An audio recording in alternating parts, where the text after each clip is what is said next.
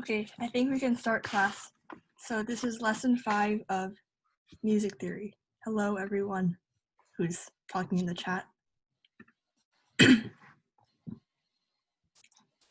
admitting a few more people into class. Okay, so this is our agenda.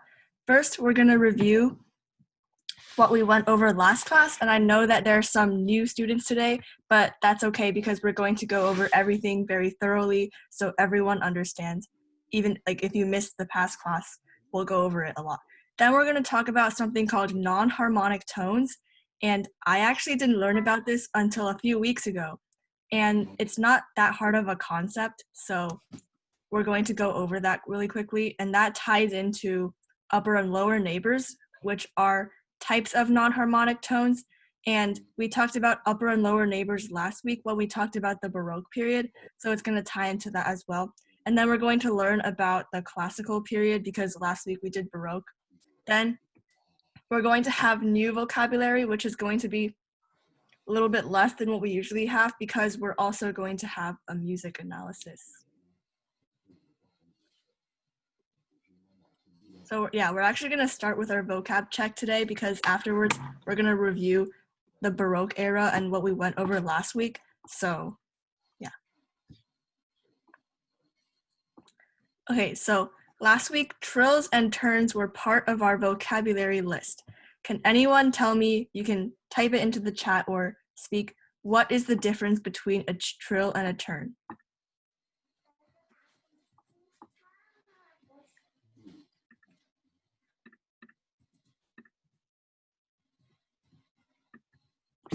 If you don't know the exact answer, you can also take a guess. Okay, yes, Christopher. A trill is 2 notes played very fast repeatedly. So that is a trill. Does anyone know what a turn is? It kind of sounds like the name, like you're kind of turning the notes. So, Grace, do you want to answer? I think it's like a flourish when you're like adding 2 notes together. Yeah, a little bit like that. So yeah, it's not as many notes as a trill, which I think that's what you were talking about. Very good. Very good. I don't know why it's echoing. Okay, so yes, a trill, which is the first one, is an ornament where the written note is alternated continuously with the note above, and that's basically what Christopher said. And remember last week we also talked about ornaments, and ornaments are basically like trills and turns and these things that you add to a note in the music. So a turn, which is the second one, is another ornament in where the written note is surrounded by its upper and lower neighbors. So we're going to go over that this class. And you can see a turn is definitely not as many notes as a trill. It only has like 4 notes, and you can see it's kind of like the notes are going around the written note, which is kind of like a turn. So you can think of it that way.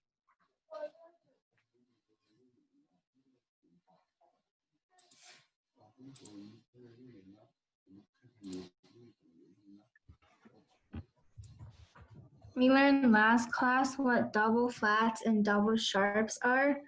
So can anyone tell me, why do we use these in music? And if you don't know, just take a guess. Type it in the chat.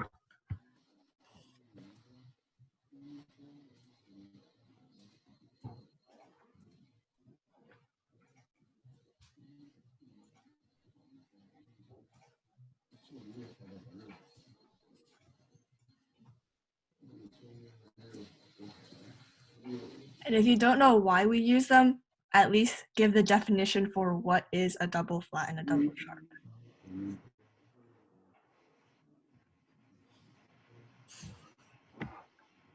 Okay, let me just rephrase the question again. So what does a double flat do to a note?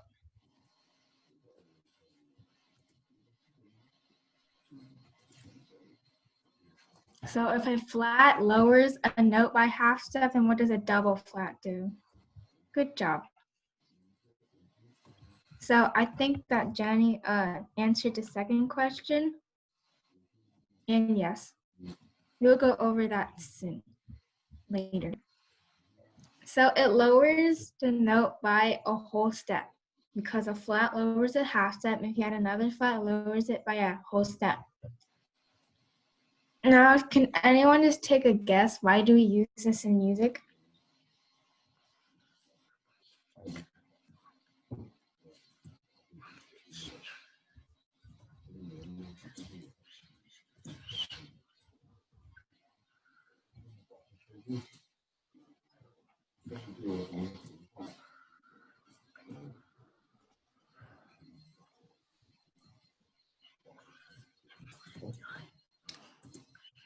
Okay, I assume that you guys don't know. So if you had a piece of music and you were supposed to play, and it was in like F major, so F major has a B flat.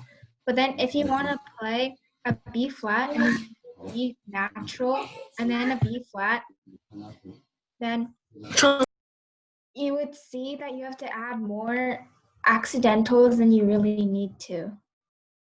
So writing a B natural, you can just write,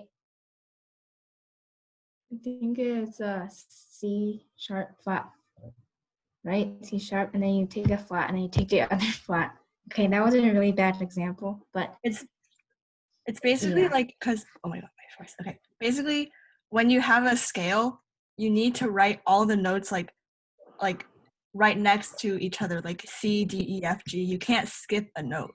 So if you were going to write, like Efan said, an E flat, like you have an F major scale which has one flat and that's B flat, and you're going to E flat. Wait. Okay. And you're going to, hold on. Okay, so you have F major scale and you're trying to lower all the notes by a half step.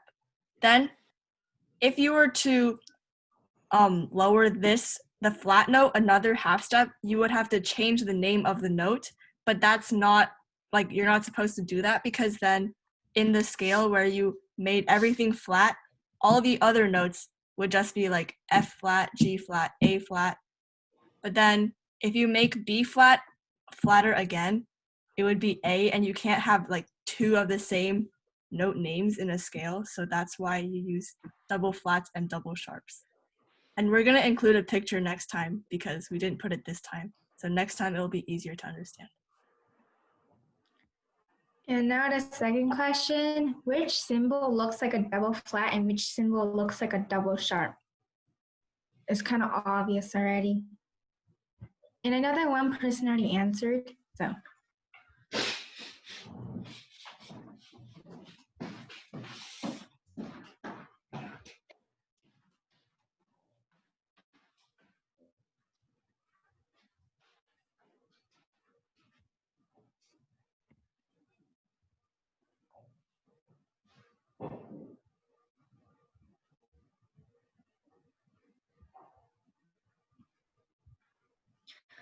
Okay, good job to all the people that said this is the double flat. You can tell because it's two flats. And then the right one is a double sharp. I guess they don't write the double sharp because it's just too much to write. So you usually see an X in your music instead of just two sharps.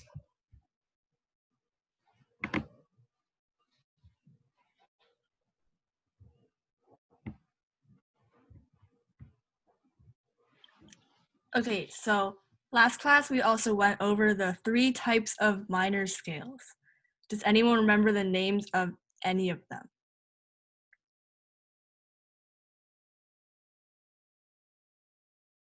I know that some of you might not have been here last class because I didn't see some of these names, but okay, I'll give one type. One type is natural minor, so there are 2 other types. Okay, yes, Christopher, you are completely 100% correct. And Paige, good job. So the 3 types are natural minor, harmonic minor, and melodic minor. And can anyone tell me the differences between these scales? So first, can anyone tell me the definition of natural minor?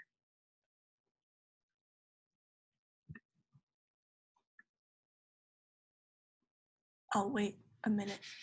so you guys can type it.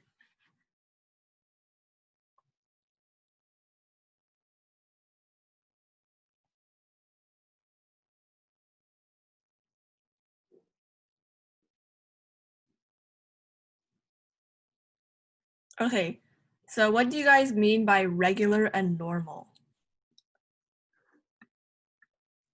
Okay, I'm assuming they mean that like you don't add any accidentals or any other stuff. So yeah, Paige and Christopher, you guys are correct. Basically, a natural minor scale, you basically just take the major scale and use the same key signature and go down 3 half steps. Like we told you before, that's how you find the relative minor. So yeah, natural minor has the same exact key signature as the relative major. So that's natural minor. What about harmonic minor?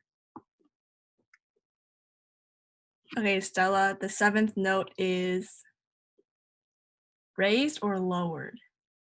Think about A minor. I know that in piano, you guys usually practice harmonic minor. At least that's what I do. Maybe you guys practice all of them, but I don't.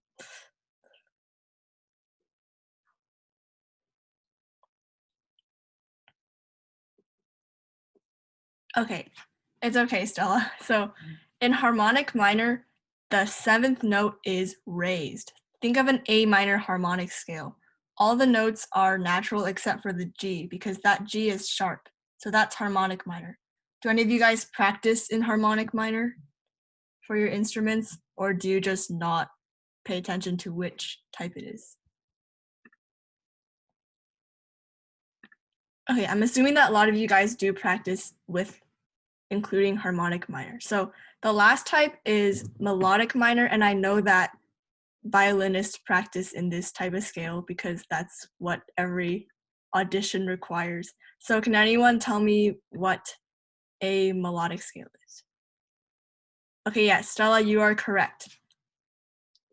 I know that other people can't see Stella's answer, so can anyone else guess? A hint is that a melodic scale going up is not the same as when it's going down.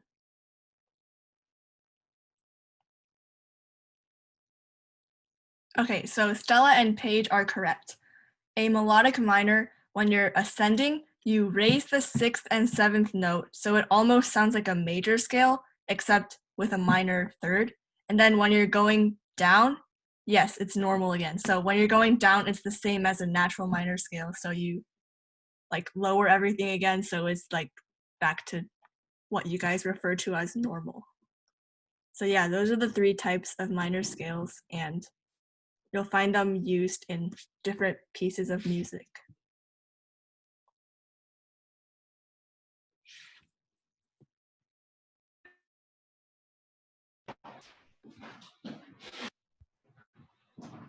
Last time we did review the Baroque era. And so number 1, what was the time frame of the Baroque period?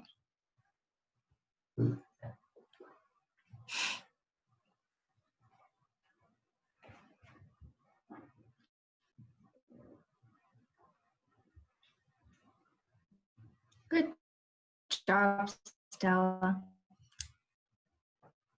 Can anybody else guess an answer? I know that 2 people. Okay.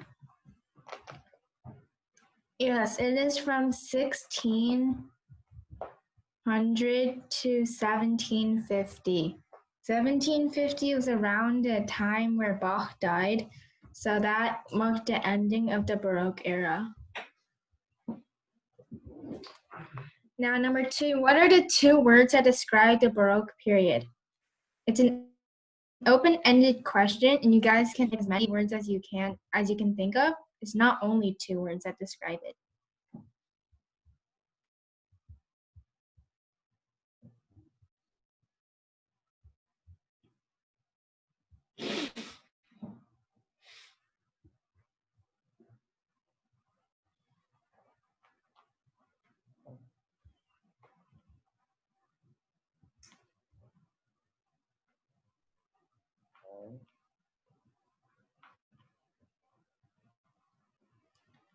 Okay, I think one person gave me a word. Can anybody else think of a word?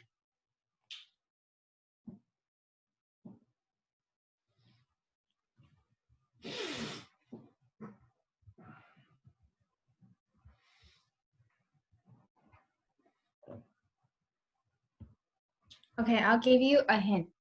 In the Baroque era, what were the dynamics? Or at least, if there were ever dynamics, what were they called? Or can you just describe the dynamics?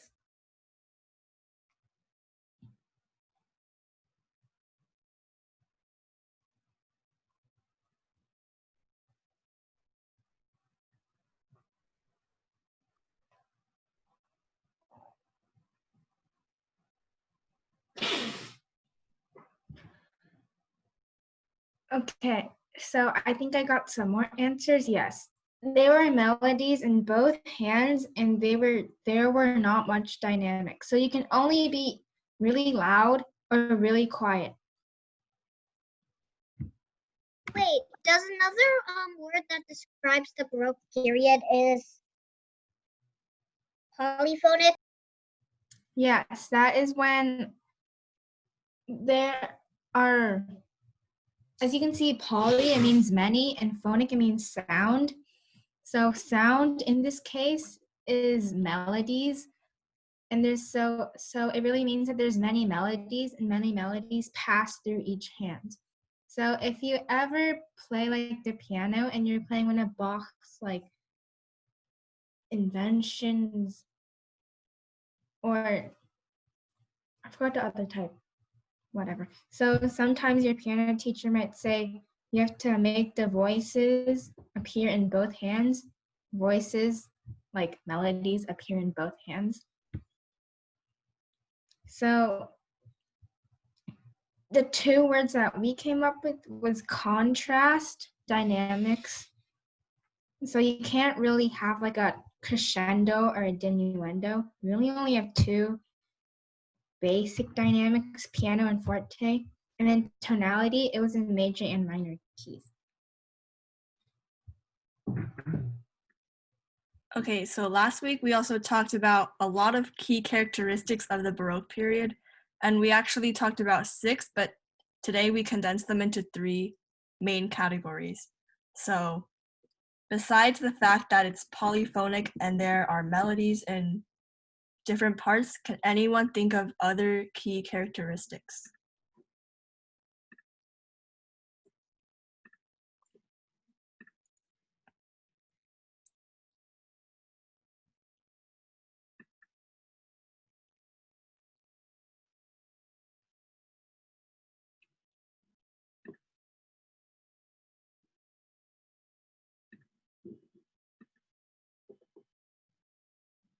Okay, so I think a lot of you guys already gave answers to this, like polyphonic texture, and yeah, Paige, that's a good one too. There's one mood throughout the whole thing. That's a really good point because we never went over that. But yeah, in a lot of like classical or romantic pieces, you'll have like different movements, and they'll be like, some of them will be fast, some of them will be slow. But in the Baroque era, you don't really see that at all. You just see like one piece, or even if it has different movements, the mood really doesn't change that much. So let's look at the answers that we put.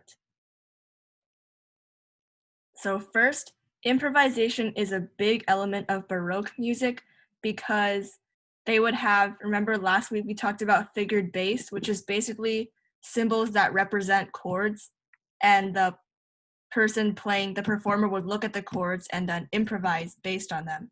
And also ornaments such as trills and turns, which we just talked about, and also cadenzas, which we didn't write there, but that was also a big part of improvisation.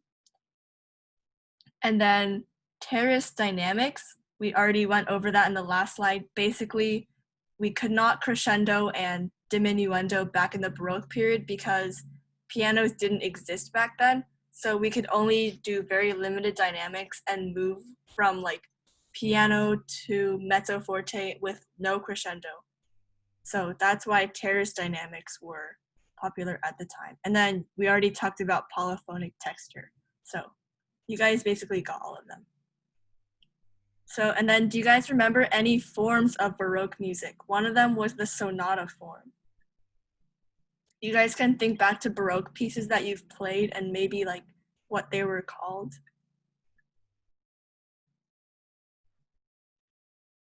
Okay, Stella said a waltz. I don't think that waltzes were that popular until the Romantic era. You know, like Chopin had a lot of waltzes. But that is a good guess. That is a form of music, so yes. Okay, Paige is also correct. Christopher, I don't think sonatinas were as popular in the Baroque era. There are definitely sonatas. So I guess there were sonatinas, but sonatinas really like grew into like, I guess like more popular during the classical era. And we're gonna talk about that today. And yeah, so Paige said suite and concerto. So those are both correct. A suite is a very famous form of Baroque music. And then the concerto grosso, which is basically a smaller concerto, was also a famous form of Baroque music.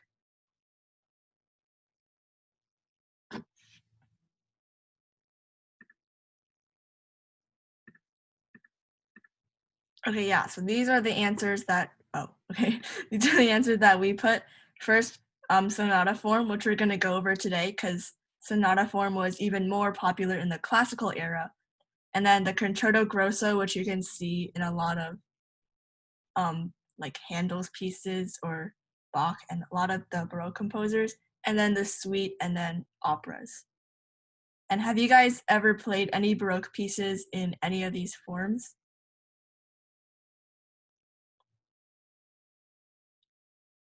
Okay, yes, I see a yes from Stella. That's cool. And there, of course, there are a lot of other forms in Baroque music, but these are like the staple at the time. Yeah, like Inventions by Bach.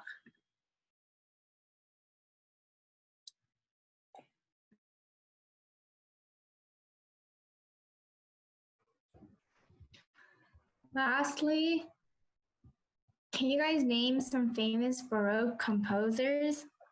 So we put 4 pictures of these. These are really famous Baroque composers. And if you look at this one, you can probably tell who it is. Oh my, oops.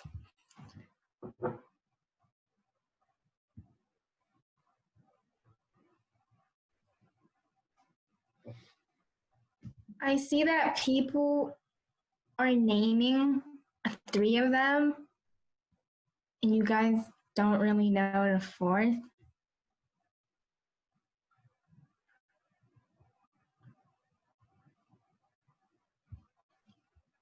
So quick question, who is this person? The one I'm circling?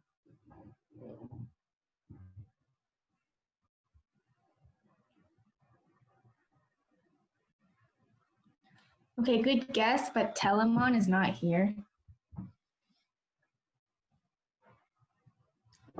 Yeah, it's correct. Yes, it is correct. Okay. I think people are getting this one confused. You know, the one I'm circling, the one that's holding the violin. Who is it?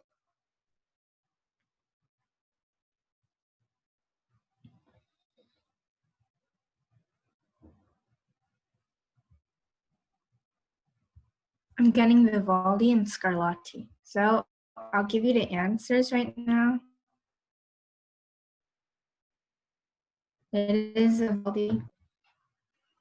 I think that he's like known as the red cloak something because he used to always wear red, and then he was really appreciated among these composers, and he also went to like homeless shelters and taught kids how to play the violin. Just some background story about these people.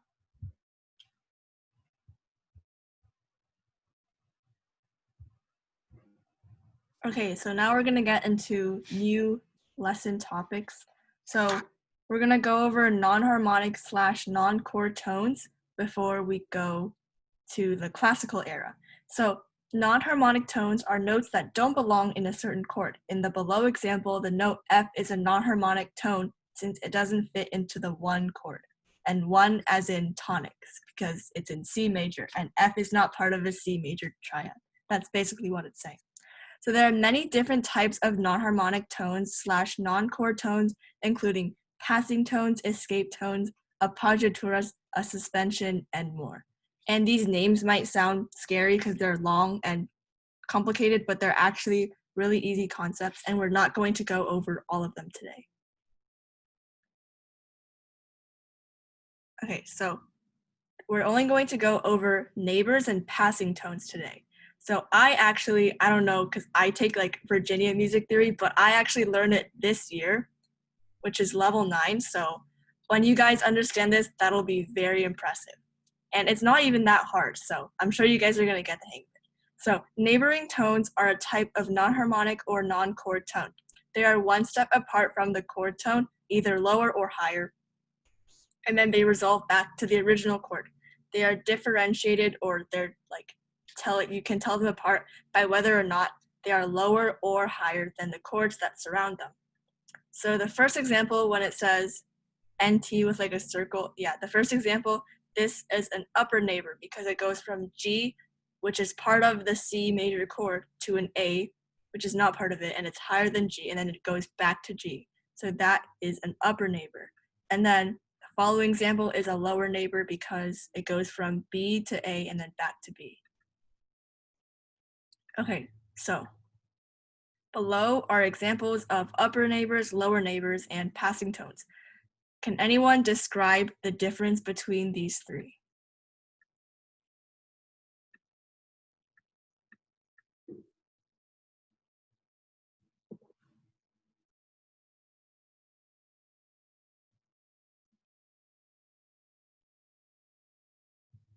Okay, let's try to give the definition for a passing tone because we already went over upper and lower neighbors.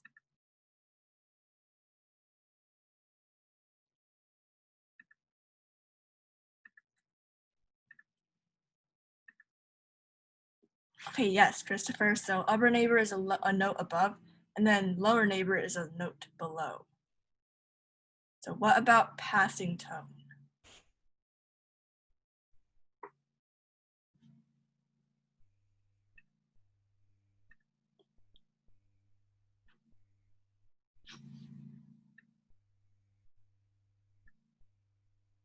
Okay, since we're on a bit of a time constraint, okay, Stella has a guess. I'll let her guess first.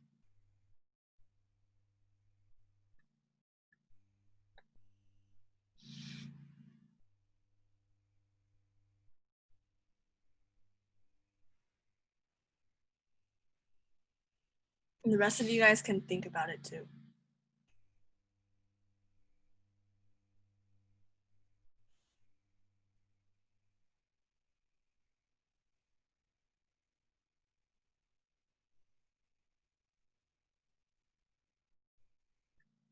Okay, yeah, so Stella and Christopher, good guesses. Stella said that the notes are not in the same spot, which that is part of the definition. And then, yeah, Christopher says they're like notes going down, but actually they can be going up too. So as you can see in the picture of a passing tone, the green notes are notes that are part of the scale. As you can see, the key signature shows that it's in D major, and then we have a D major chord with 2 Ds on the bottom and then an A at the top. And then the F sharp is also green because F sharp is part of a D major scale. However, G is not part of a D major scale. So that would be considered a passing tone because it doesn't belong to the scale, and it's also, as you can see, you're going from A to F sharp, and then G is like in the middle. But it doesn't have to be going down. This can also be going up. And yeah, Paige says that it's a passing tone. A passing tone is between 2 notes that are part of the tonic chord. And yeah, that is a good definition. Remember, it doesn't have to be the tonic chord either. It just has to be a chord. And the passing tone is not part of that chord. So yeah. Okay, quick exercise. We're gonna spend like 2 minutes on this because we really need to get to the classical era. Identify 2 passing tones and 1 lower neighbor in the excerpt above.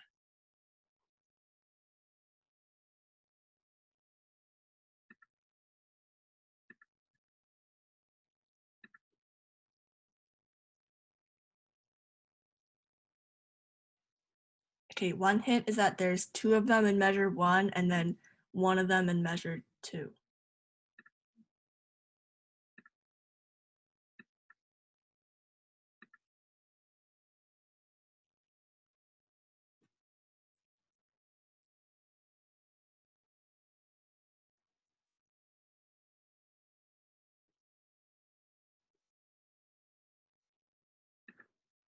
Okay, Stella says the lower neighbor is the A in measure 2.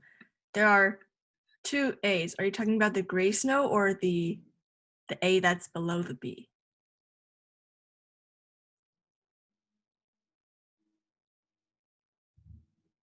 Okay, I think you guys are getting the lower neighbor one. So Christopher and Stella, you see that there's a B, an A, and a B. Yeah. So the A would be the lower neighbor. It's not the whole 3 notes that is the lower neighbor. It's just the A. But yeah, it's basically because you can see there's a chord here and then, okay, actually it doesn't even have to be a chord. It's just 2 of the same note and then there's 1 note that is below it.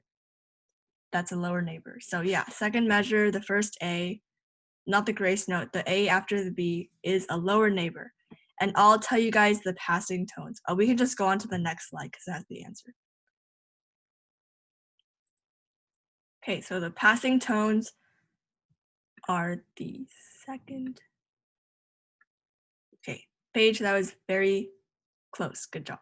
I think you're right. Okay, so as you can see, there is a C, B, and then A, and then the B would be the passing note because the first chord C would be part of that chord because it's a C major chord, and then B is not part of that chord. But then A is part of the next chord. So since B doesn't belong anywhere and it's passing between C and A, that is a passing tone. And the same thing can be said with the next one, where you have a D, a C, and then a B. So C is in between D and B, so that would be another passing tone. Does anyone have any questions at this point before we go on to classical period?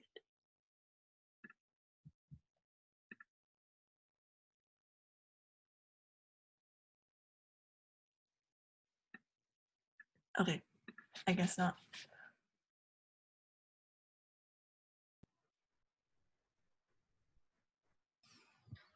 So this is the classical period from 1750 to about 1820. So the classical period was a period of music in this 1700s that was heavily influenced by the classical world. It was characterized by clear, simple structure and divisions, and classical music can often be described as elegant and graceful.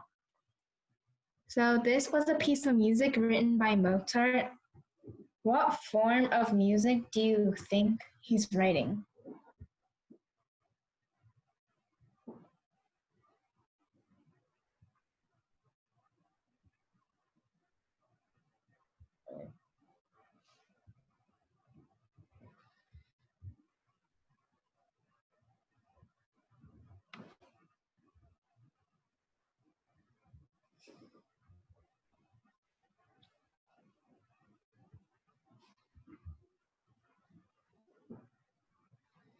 Okay, so I think that some people are saying waltz.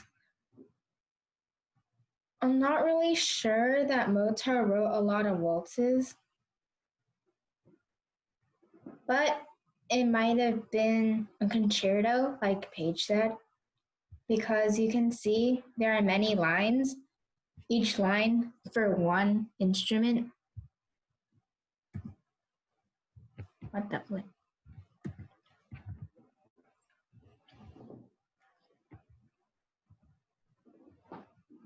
So yeah.